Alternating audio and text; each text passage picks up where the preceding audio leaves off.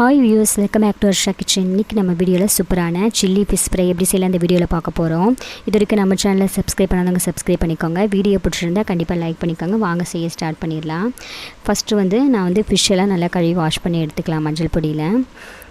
இப்போ இதை நம்ம தண்ணி ஹீட்டாகவும் லைட்டாக சுடுதண்ணியில் நம்ம போட்டு எடுத்தால் போதும். ஃபிஷ்ஷெல்லாம் நம்ம முள் இல்லாமல் நல்லா பிரிஞ்சுட்டு வந்துடும்.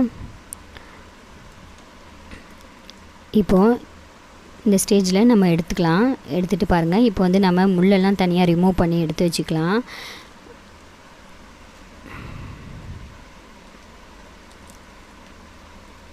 இப்போது எல்லாமே இந்த மாதிரி ரிமூவ் பண்ணி எடுத்தாச்சு, முள்ளெல்லாம் தனியாக. இப்போ நம்மளுக்கு ஃபிஷ் மட்டும் தனியாக இருக்குது. இதில் நம்ம இப்போ மசால் பொடி நம்ம ஆட் பண்ணிக்கலாம். 1 ஸ்பூன் அளவு சில்லி பவுடர், 1 ஸ்பூன் அளவு மசால் தூள், 1 ஸ்பூன் அளவு மல்லித்தூள், 1 ஸ்பூன் அளவு மிளகுத்தூள் ஆட் பண்ணிக்கலாம்.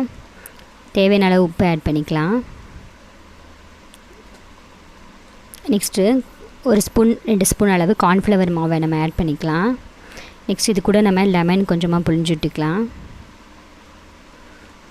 நெக்ஸ்ட்டு இது கூட ஃபுட் கலர் கொஞ்சமாக நம்ம ஆட் பண்ணிக்கலாம். நீங்கள் தேவையில்லைன்னு ஆட் பண்ண தேவையில்லை. நெக்ஸ்ட்டு 1 ஸ்பூன் அளவு இஞ்சி பூண்டு பேஸ்ட் ஆட் பண்ணிக்கலாம். இப்போ இது எல்லாத்தையும் நல்லா சேர்த்து மிக்ஸ் பண்ணி இந்த ஸ்டேஜுக்கு நம்ம எடுத்துக்கலாம். இப்போ எண்ணெய் ஹீட் ஆகும். நம்ம கொஞ்சம் கொஞ்சமாக போட்டு இதை நம்ம பொரித்து எடுத்துக்கலாம்.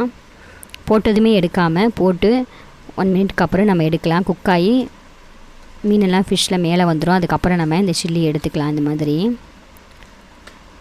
இப்போ சூப்பராக நம்ம சில்லி ஃப்ரை ரெடி ஆயிடுச்சு. இது மீன் ஃப்ரை மாதிரியே இருக்காது, சிக்கன்ஸ் மாதிரி ரொம்ப டேஸ்ட்டாக இருக்கும். குழந்தைங்களாம் முள்ளை எடுத்துகிட்டு போட்டு சாப்பிட ரொம்ப கஷ்டப்படுவாங்க. இந்த மாதிரி செஞ்சு கொடுத்தீங்கன்னா ஈஸியாக சாப்பிட்ருவாங்க.